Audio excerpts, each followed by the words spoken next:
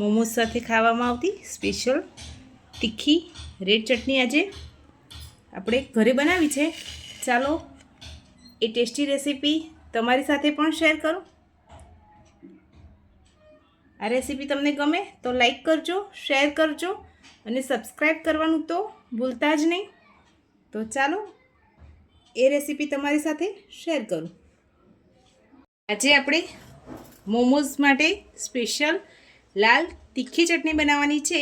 તો એની માટે મેં અહીંયા 10 થી 12 કળી લસણની લીધી છે, 2 નંગ ટામેટાં લીધા છે, 4 થી 5 નંગ કાશ્મીરી મરચાં લીધા છે. હવે આપણે આગળની પ્રોસેસ સ્ટાર્ટ કરીએ. ટામેટાનો આ રીતનો ઉપરનો ભાગ સાઈડમાં કરી આ રીતે કટ લગાવી દેવાના છે અને તપેલીમાં રાખી દઈશું, જેથી આપણા ટામેટાં અંદર સુધી સરસ બફાઈ જાય. હવે એમાં જ લસણ ઉમેરી દેવાનું છે અને લાલ મરચાં પણ એમાં જ ઉમેરી દઈશું. હવે આપણે એમાં 1 ગ્લાસ જેટલું પાણી ઉમેરી અને બાફવા માટે ગેસ ઉપર રાખી દઈએ. આપણે એક મિક્સર જાર લીધું છે, એમાં જે બોઇલ કરીને રાખેલા છે એ મરચાં અને ટામેટાં, લસણ એ બધું જ ઉમેરી દઈશું. એને આપણે ક્રશ કરવાનું છે. ટામેટાની સ્કિનનો જે ભાગ છે એ આપણે નીકાળી લઈશું અને આસાનીથી બોઇલ થયા પછી તો આસાનીથી આ રીતે છાલનો ભાગ નીકળી જશે. હવે આપણે એક આની ફાઇન પેસ્ટ તૈયાર કરી લેવાની છે, એટલે હવે આપણે એને ક્રશ કરી લઈશું. ગેસ ઉપર કઢાઈ રાખી દીધી છે. હવે એમાં 2 ચમચી જેટલું તેલ ઉમેરી દઈએ. તેલ ગરમ થાય એટલે ક્રશ કરીને રાખેલી ચટણી ઉમેરી દઈશું.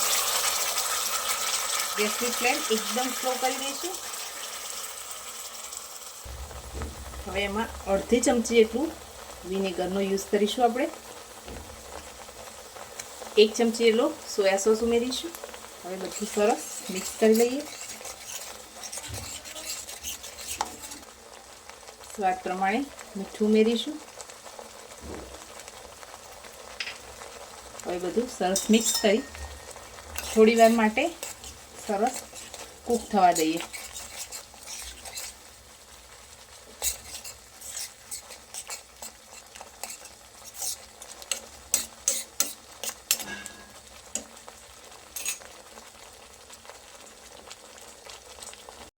પાંચ મિનિટ પછી આપણે ગેસની ફ્લેમને ઓફ કરી દઈશું અને આને સર્વિંગ બાઉલમાં નીકાળી લઈએ. મોમોઝની સાથે ખાવામાં આવતી સ્પેશિયલ રેડ ચટણી બનીને તૈયાર થઈ ગઈ છે.